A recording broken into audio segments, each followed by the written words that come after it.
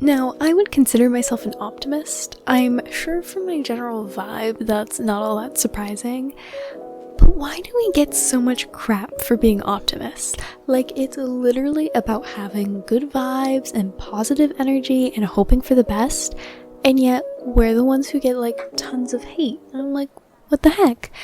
Because it's kind of disheartening, like when you're trying to be optimistic and you're trying to be bringing a positive spin to things, and then suddenly like you're completely shot down.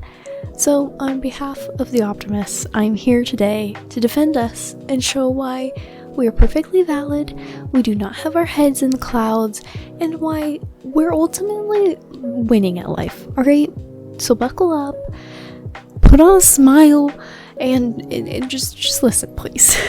So the biggest reason, like I said, that people get shot down for the optimism is that people claim that they have their heads in the clouds, that they're seeing the world through rose-tinted glasses, and they're not really preparing for reality. It sounds like this argument is like valid and, if anything, very considerate, but it's not true.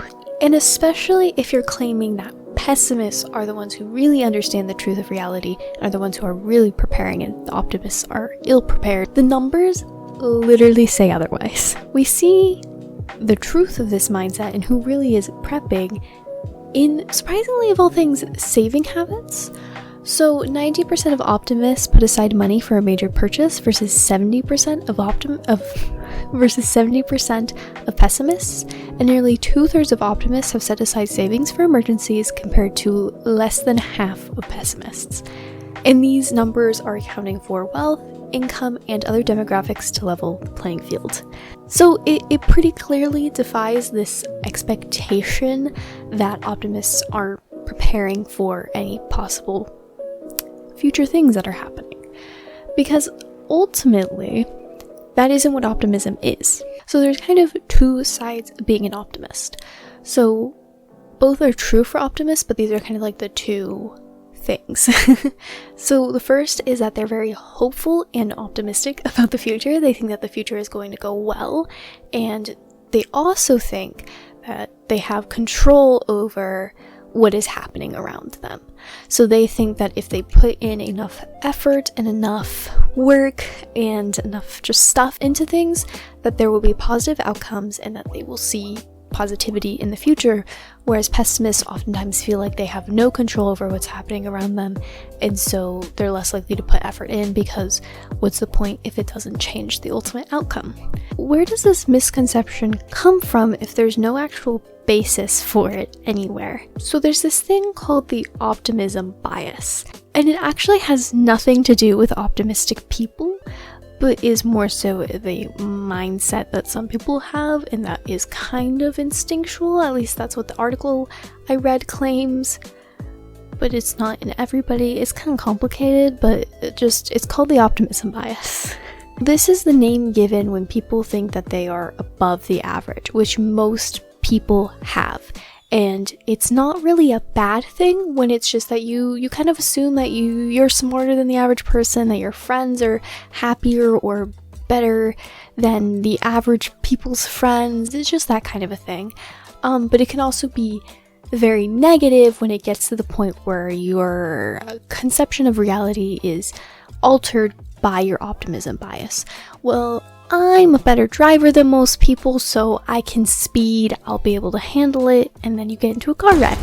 Or, I'm better at handling alcohol than most people, so I can drive drunk, and then you get into a car crash. Both of these are ending in car crashes, but like, it's just a very common and easy example. These are the types of people that I feel like people assume optimists are, of you're seeing the world through rose-tinted glasses, that it is not the actual reality that is in front of you, to the point where it is dangerous for you and those around you. But like, that's not optimists. Because in reality, when they look at optimists and like being more likely for risky behavior, there's just no evidence of that. The closest thing that you can find is that optimist entrepreneurs are likely to make 30% less than their pessimist counterparts. And they don't really have a concrete answer as to why this is. They think that it could be that they're more likely to take risks in business, but it could also be that they're more likely to think that they could impact the environment more and invest in sustainably sourced things or something like that. Like, it really could be anything. They don't actually have a concrete reason why, but one of the reasons could be risk. But that's it. In fact, again, looking at savings for an emergency is literally the opposite of a risky behavior. It's a proactive behavior, and we do that more than pessimists. So we already know that there's no downsides to being an optimist, but actually there's a lot of benefits to being an optimist. So there's some that you kind of might expect. They're likely to be more sociable, which they can also are more likely to have higher sales rates, higher rates of promotion, but also they're less likely to develop various diseases, especially heart disease, and they are likely to recover faster from ailments, anything from severe illness to the common cold. Not to mention, who wouldn't like to be a little bit happier and literally look at things from the bright side? So like, what ground to stand on do pessimists have? But I did find one Washington Post article. In this article, it actually says that optimists fare no better than pessimists at this very important task. Listen close. They couldn't find Waldo any faster. Yeah, you know the game, Where's Waldo? I'm sure you've played it before. So they set up optimists and pessimists. They tested everyone beforehand, and they found that the optimists would try longer to try and find Waldo. They would persevere, but they wouldn't find Waldo any faster than the pessimists. And you know, this is a real shame, because I always thought that one of the benefits of being an optimist was that it made your eyes work faster. You know, that's one of the benefits. It's a stupid article, alright man? Like, no. The whole thing about being an optimist is that you're more likely to be a problem solver and find alternate routes to find Waldo. Of course it doesn't make your eyes work faster. Like, I don't know what they expected to find here. I'm very riled up about this because it's such a stupid way to test things. It's Where's Waldo? No one claimed anything about Waldo or finding things in benefits of being an optimist. How about you look at the heart disease levels, alright man? It really got me. And because it just felt like a pessimist trying to do like a catch-82. Oh, we got him. Waldo. I'm sorry. Now, in this article, they also try to claim that being a realist is the actual optimal route that someone should opt for. And on paper, that might sound really good, to go at things just from the facts, not to bring emotions into this. But I read another article, and I really don't think that being a realist is a thing.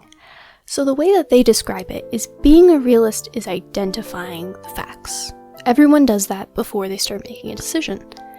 Being an optimist or a pessimist is how you choose to respond to those facts. As in, unless you're literally not making a decision, or maybe if you're a psychopath and have no emotions towards these things, then you're going to be either an optimist or pessimist. We're humans.